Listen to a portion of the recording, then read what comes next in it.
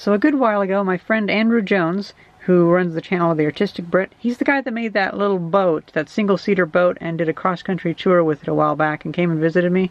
That guy. You should check out his channel, he has some cool projects. Well, he sent me this kilowatt meter. It's a model P4400, and it looks like it's been... Well, honestly, it looks like it's been shorted out. I'm not really sure what he did with it, but there's some burn marks there. The plastic's all kind of messed up.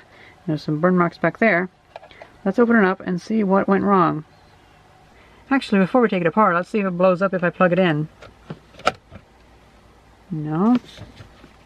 Oh shit, it might actually work. 119 volts. Well, interesting.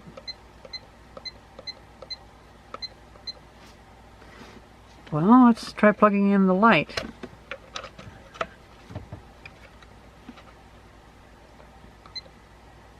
Whoa! Actually kind of works.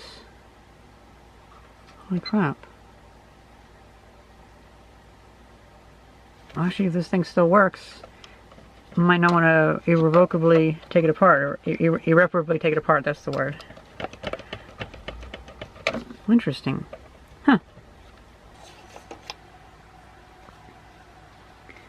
This is, 23 watts, so it said it was pulling 24 watts. That's actually pretty accurate then. Well, now I feel kind of bad for breaking this, so let's be sure to put it back together once we're done with this video. I sure hope there's no capacitors in here, because now that I've plugged it in, there would be some bit of charge on here, but I don't think there would be.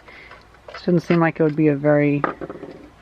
Well, I mean, most capacitors are in things that have like big power supplies and whatnot, and this is actually a pretty small circuit, I imagine. It's just measuring the voltage on a shunt, I believe.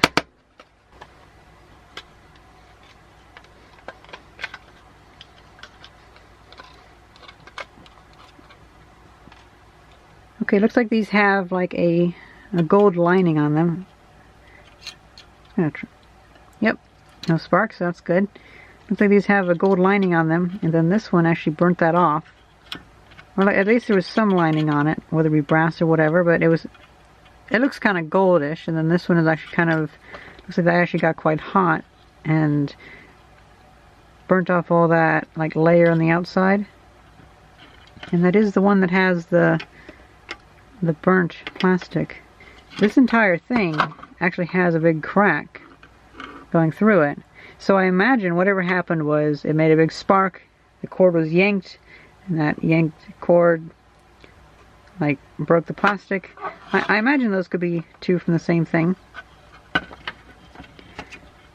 we have the circuit board, a little resistor, capacitor, a little fuse, a couple of little diodes and whatnot. Then we have this cable going over to here. You can kind of tell that there's probably going to be a chip right here just because you can see through the board. I imagine that might be what is it called, a cob? Circuit on board? Chip on board? I'm not sure. Whoa. It's actually a pretty ingenious way to design things.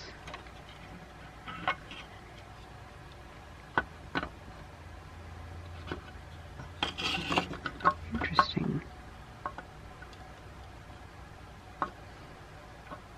Those look nice.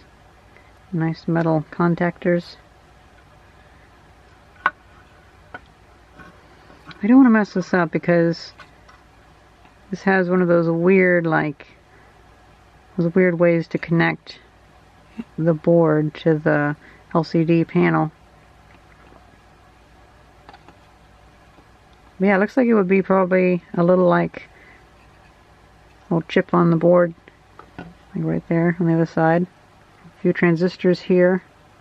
Resistor and diode. It's actually pretty simple. Then we have a 4.194304 crystal right there. It's kind of cool. I guess that would be for like running the little microcomputer or microcontroller that's on here. Wouldn't it be funny if this was actually running Linux? I wouldn't doubt it. So much stuff these days. They're actually pretty powerful. Like, what is it? The ESP8266? That's pretty strong. No sense tearing it down anymore. It's pretty self-explanatory. You know, these look very much like the screws that are used in Nintendo Entertainment System or NES controllers. So if you ever have a need for more screws for that, maybe take them out of here. Actually, let's just go ahead and see. I haven't taken one of these apart in like a decade, so my memory could be wrong. Oh wow, holy shit, they are pretty similar. NES controller one is a little bit longer, but oh well. So yeah, you definitely could use these screws in here. Kind of surprised I remember that.